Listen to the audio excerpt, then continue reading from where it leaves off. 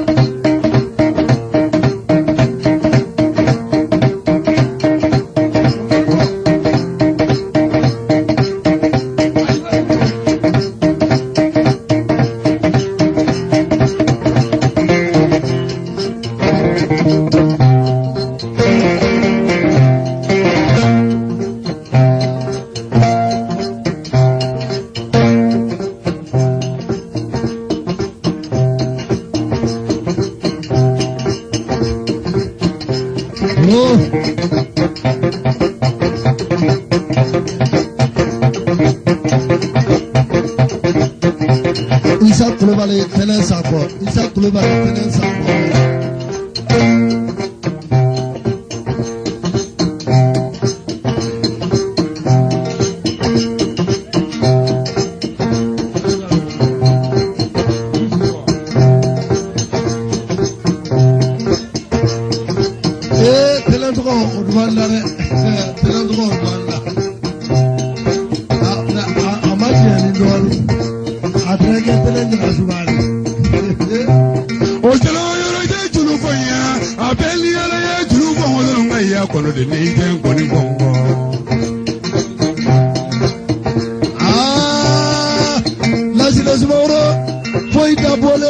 Maru Kulubali, Poida Bole, Leka Palapa, Murmusode, Poida Bole, Musa Duya, Poida Bole. Poida Tulukoya, Abelia, Bolivonga, Colony, and Bolivongo.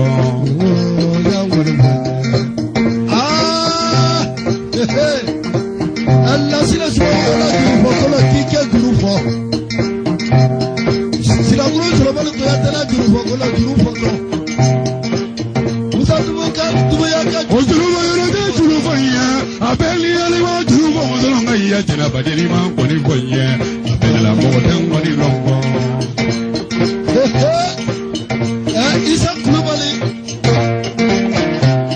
Isa Kulubali Yele.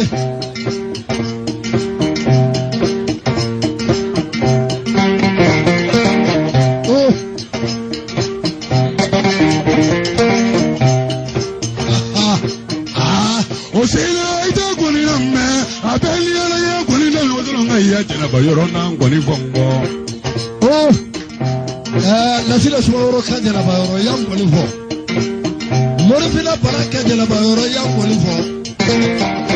Wasn't Malau Kajala Bayoro, young Bolivo. Morikulubali, Mamalu, Abelia, Bolivo, Colony, and Bolivo, Abeli Alamon, Bolivo. Marukulubali, Puike Sakulubali Kajuru Lame, Masakule Masakanda, Muruju Shoma, Mande Shoma Bola, Alim Mande Shoma Lava, Puruma, Musa do it up for you. boye abeli moden woni londe baya bila fa koli kike juru lame ta bila fa koli kike juru lame ji bila fa koli kike juru lame bali magana bila fa koli kike juru lame bila dugu ne fere dugu aya juru wulila kosali ruja juru lame abeli yele wa juru fo wozolo ngaya kono de ni mo koli boye daga fiye saba bintu daga fiye saba asetu daga fiye saba matu hay ka juru lame hay ka juru fakona la au ka juru lame kokoli wajura ta juru fanya abeli ay ba koli fo wozolo ngaya jana ba yoro jen koli boye la wozolo ngaya kono de ni ten koli fongo asata jagite ay juru lame ni ga mo ten koli boye bala ba mai shata ay juru lame kelen jara suba bi to malila abe juru ni me kosina ida kulila na soro sida ida kulila mi wazoro ngaya tena ba yoro na ngwani bongo mulu ba isa kulubali ya fa jala ba sisi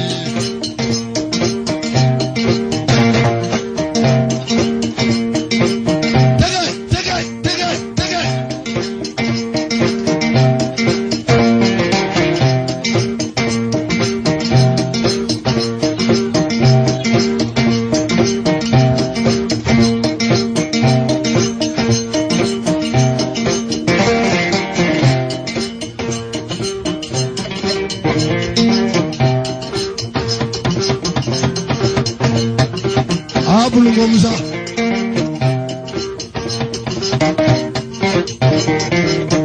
Nade Maru Salano Maru Jagtebe wa Asiri Torabe Aini Famasa Afada Sata Babosa Ubia Sanani Dakile Nila Weba Ani Noja Aini Fama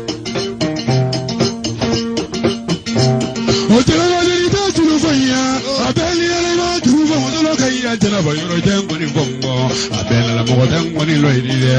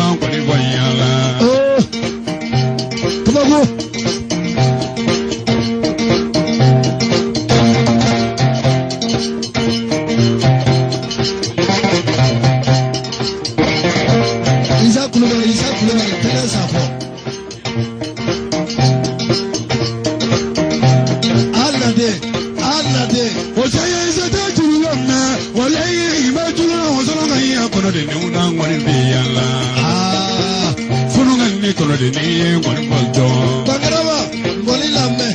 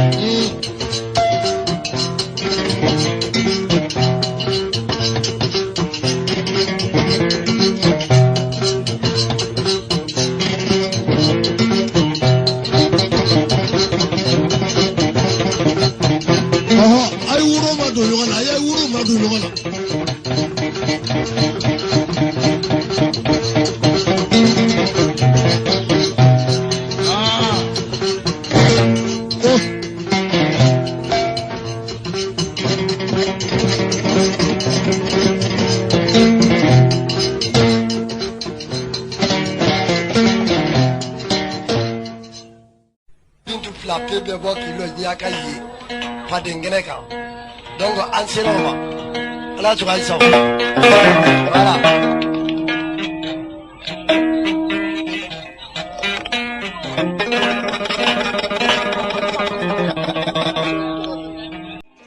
plaqué chenani jawa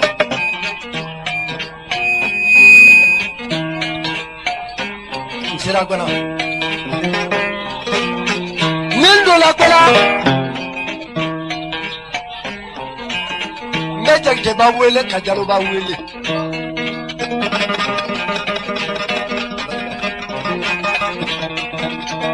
Musa kimba sabashi wele bela ne ba fai mako jafunga Wasolonga Sabashi wuli le gbara ay bole jafunu Wolo ay mo kato ko tunga wule ay bo mengele jafuno ay na le muruja kasi ya muruja kabo muruja kana sige ka kurubani bala kabo kurubani bala kana sige ka lungani ngano kabo lungani kana se samba wojumale aduga ke akora ke ma bongoro Otuma woye kele la chikaju kele pe nofe Korake ni dokoke Korake ko chikaju le perele aleta uranja buroro Korake ko ka aperele aleta furu bafuru Tungira ulela jamana labi o kele soro woye ni dokoke Mariana Tungre Ulengoro. Flaketara Atara Furoro Katigajuye, Ayano Tiki Tigajuye Dugaketa Furoro, Akodo Kema, Ako Ambela Horofua Bika, Tigai Koroketari. Dugakeko, Akomba Flaka Marasoma, Nukoko Horofua Bebinga, Ushon Horofuama, Ayatigadin Korokema, Gambeni Machine. Menira Machemuna. Sigajuli Lazaro Coletari Sigato Yaga Chefrega to Mammy, Asem when you cruise. Sigajuli Lazaro Netalo Sigato Bebo to Mammy, Diabega Sigajuni Balandula Malole Alishini, Obalanjubalo Lego. Ni tigai ka chefreke abalanjuba chefreke tigai bra mushofreke abalanjuba mushofreke sabasi bemba ka tungra wule yo kititege masaba wele hado ka bol wele salibori kurutumusa salibori burutumusa Salibori durani nalone tima londo ala Beroko Jomande, Coca Lonin Tigima, Beroko Vie Chini, Vie Koraba Tola Vie Chini, Coca Lonin Tigima, Libe Gemina Babina Lonama, Tolola Layiba Kajama, Liba Kele, Sanini Kini Lonina Bakelela, Tolola Bisho Akalonino, Tolomili Nioje, Jelabaroima Fenge, Tolomili Niakele, Jelabaroima Fenkele, Tolomili Niadumu, Jelabaroima Fendumu, Tolomili Niadumu Nai Frafuita. Wallahi an kame lonna ilema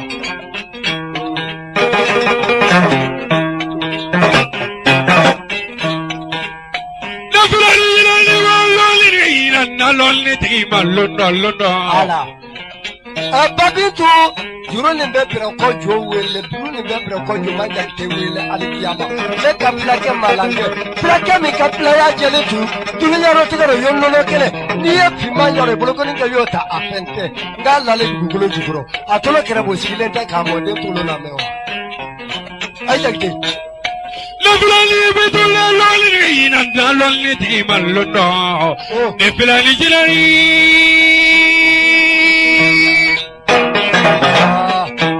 Abindu jagde jurele meselu jagde wele report la babako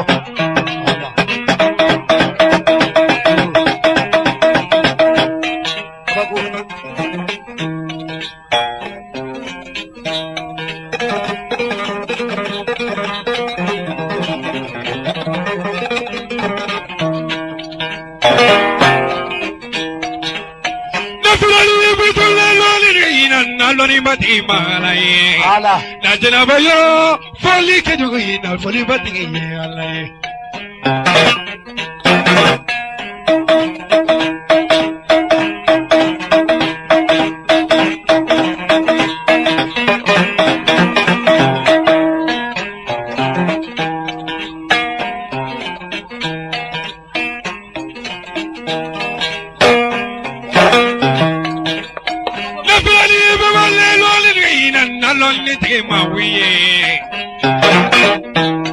Voilà.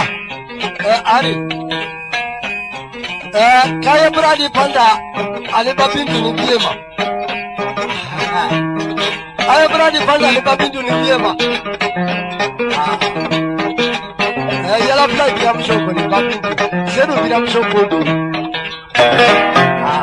Sata burlai kabara shoko. Nefilani walwali naloni tima wadu Nasra sumoro turu falina tunu mati mamaru kulubale dia da para dia beda para jauh dia da para sata burla sigilen ka ay kono konga landa bila ale tola kono ni aw masira